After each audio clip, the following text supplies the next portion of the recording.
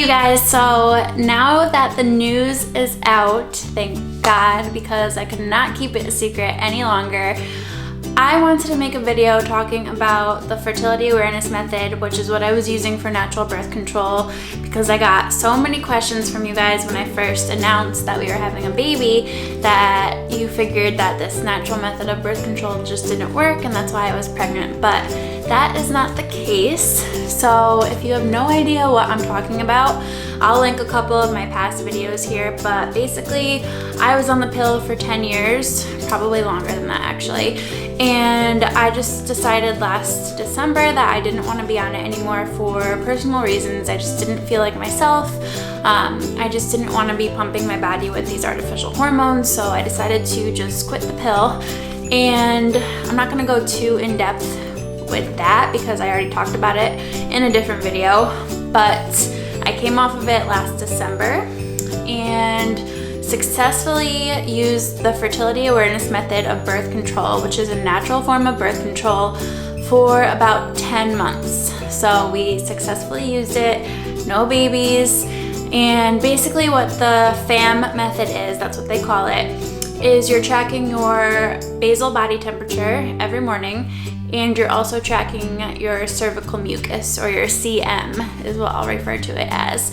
And the third optional thing that you can check is your cervical position, but it's not necessary for everybody to do that. I would do it sometimes, but wasn't like a main thing that I did all the time. So yeah, we used that for natural birth control for 10 months. During the fertile days of the month, so for about 6 days each month, you're fertile and you can possibly get pregnant.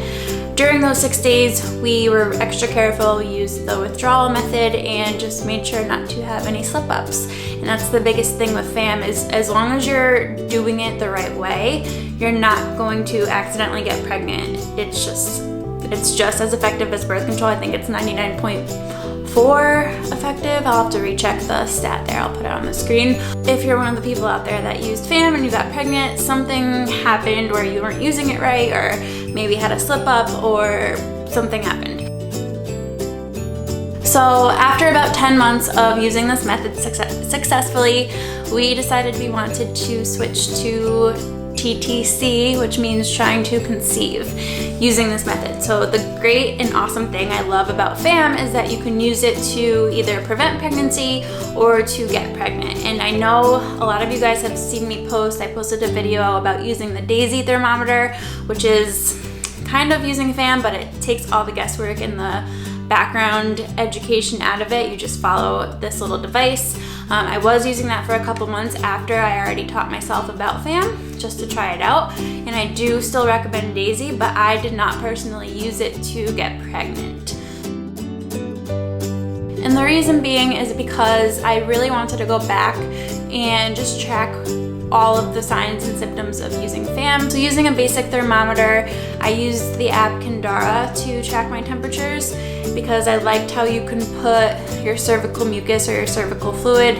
You could log it in the app and see what was going on each month to confirm ovulation. So as you guys know, my cycles were a little bit wonky when I first came off the pill. It took probably about 6 or 7 months for me to have like a normal, regular for me cycle. And it's important to note that a regular cycle doesn't have to be 28 days. Mine was 24, 25 on average. I think the last month before we conceived it was 26, so it was getting longer and more regular with each month, which is a really good sign.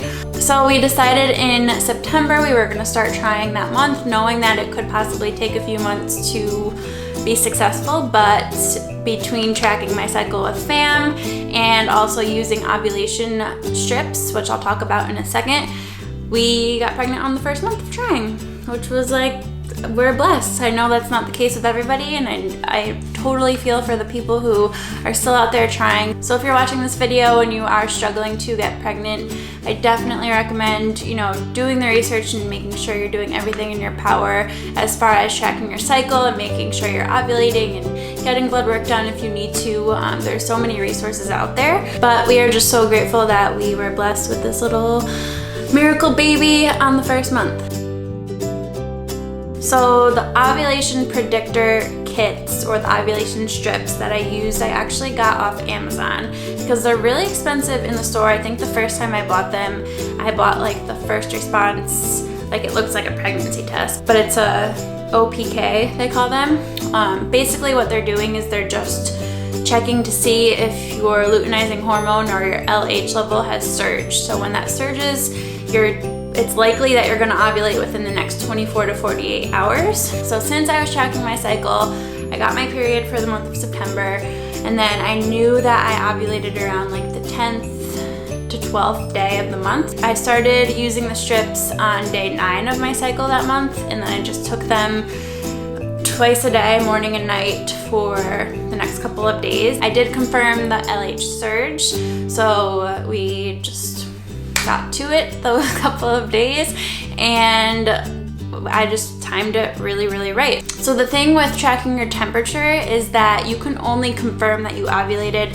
in retrospect. So with the LH strips, I was able to be like, okay, I'm probably gonna ovulate within the next 12 to 24 to 48 hours, so this is when we should really make sure we're trying.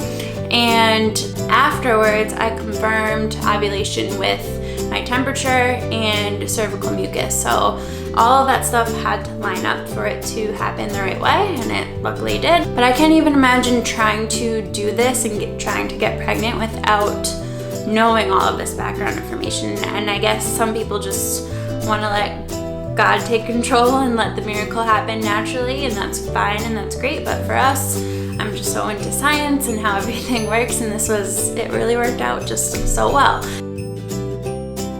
So then I took my first test at about 10 days post-ovulation, which is really, really early.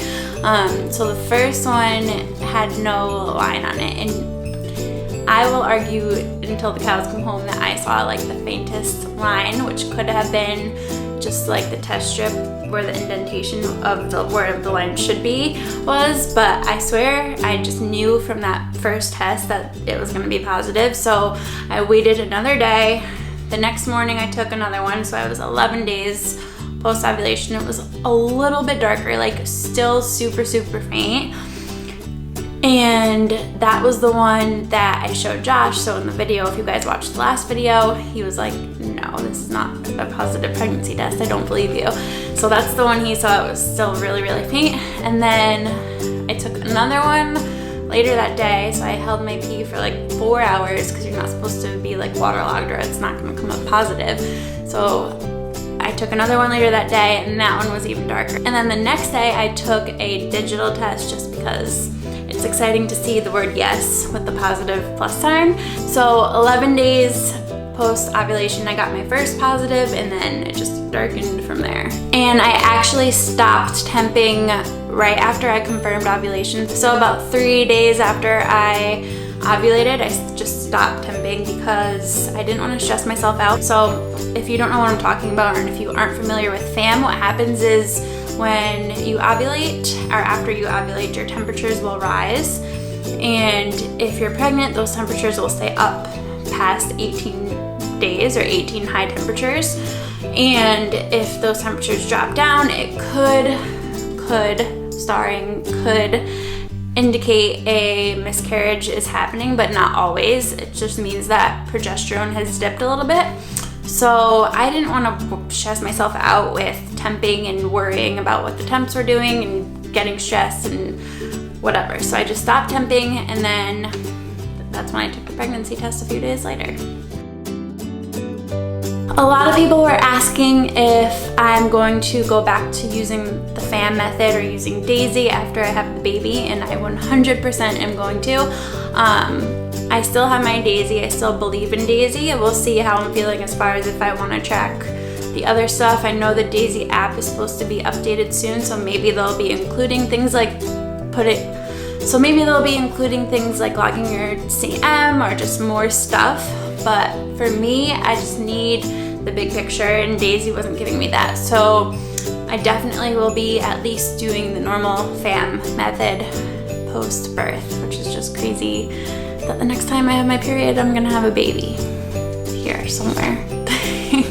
So in a nutshell, that's kind of how all of this came about. I wanted to give you guys the background information because I know a lot of you have been following me since I started talking about FAM and birth control and all of that stuff. And it's really important to note that the reason why I came off the pill so early and wanted to get that out of my body was so that this could happen successfully and that I could put myself in the best position possible. So all of those months, 10 months of working on my hormones, making sure my nutrition was spot on, making sure training wasn't too much or too little, and just, you know, continuing to be as healthy as I could be both inside and out, instead of just placing my worth and focus on how my body looked externally. Putting my focus on my internal health these past few months has been 100% worth it. So I hope that this inspires you guys. I hope that this motivates you to do more research on FAM if you're interested in that.